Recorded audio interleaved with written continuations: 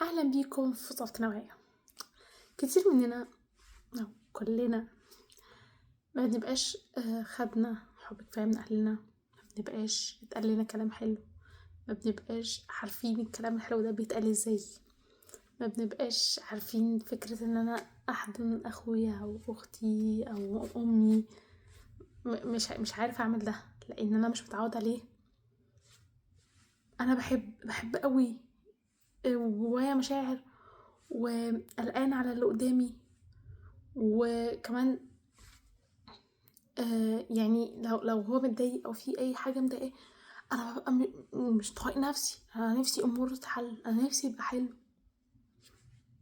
وبعدين احنا بنبقى كويسين بالحب، يعني بنبقى كويسين لما نحس ان احنا محبوبين، ان احنا تمام. ف اللي قدامك ده هيبقى كويس اكتر، يعني لو بتفكر ان انت عايزه يبقى كويس هيبقى كويس اكتر لما انت تحسسه بالحب بتاعك. مش لو اتأخر مثلا برا ممكن تزعقله فيحس ان هو مقيد، وان في حد بس حابب يكنترول حياته. في المقابل ممكن تقول ان انا كنت قلقان عليك جدا. ايه ده؟ قلقان؟ تبدو صعبة بس حاول، يعني ليه ما نحاولش نغير كلامنا؟ لازم نعمل مجهود، بالذات مثلا لو حد كبير، لو ام لو اب، انت لازم تبذل مجهود. او حد صغير برضه عادي يعني اللي يقدر يبذل مجهود يبذله. بس ما ينفعش تقعد في ركن وتقول خلاص انا كده و...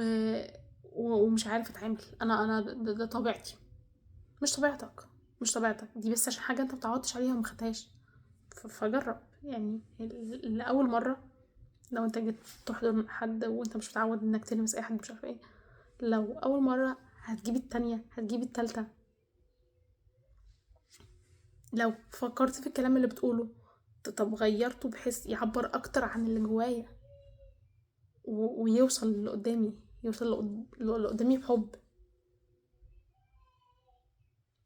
يعني ليه نستسهل؟ يعني ليه انا كده ونستسهل وخلاص، ونطلع ناس تانيين بنفس المنوال بنفس الشكل، حاسين ان هما مش محبوبين، حاسين ان هما محدش بيهتم بيهم،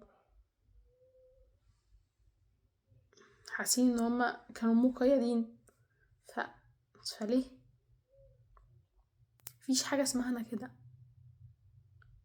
كل حاجة في حياتنا، زي لو انت عايز شغل والشغل صعب هتعمل مجهود عشان تعمله، هتعمل مجهود. فده برضو عاوز مجهود، عايز اول لمسة، اول كلمة، اول حضنة، عايز اول حاجة وبعدين هتيجي بعدها الحاجات.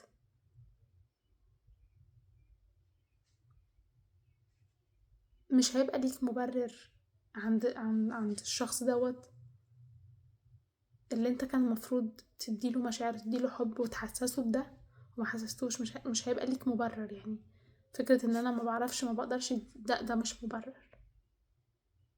لان في علاقتنا بالذات، الأسرة او كده، انت لازم تبذل مجهود. يعني فين اللي انت عملته يعني انت لو ما بذلتش مجهود عشان حاجة زي كده، فين اللي انت عملته؟ مفيش. صفر. انا ما عملتش حاجة. خلاص هنطلع كل واحد في دنيته، كل واحد بيواجه التشالنج وصعوبة حياته مع نفسه. انا بتعذب مثلا، آه ولوحدي، يبقى فين العيلة يعني؟ فين الفكرة اللي ربنا اوجدها لنا العظيمة الجميلة بتاعت فكرة العيلة والاخوات والاب والام؟ مفيش. انت عشان قلت انا كده يعتبر هديت الفكرة، فكرة المساندة، فكرة العون، فكرة ان انا ألجأ ليك عشان انا عارفة ان انت شخص بتحبني. فيا جماعة بجد لا، محتاجين نعمل مجهود. مفيش حاجة اسمها انا كده، محتاجين نعمل مجهود.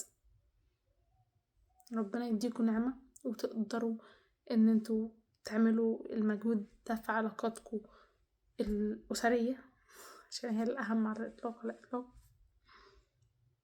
وتبينوا حبكم وتطلعوا كل الحلو اللي جواكوا عشان انتوا جواكوا حلو. انا عارفة. وشكرا ليكم وسلام.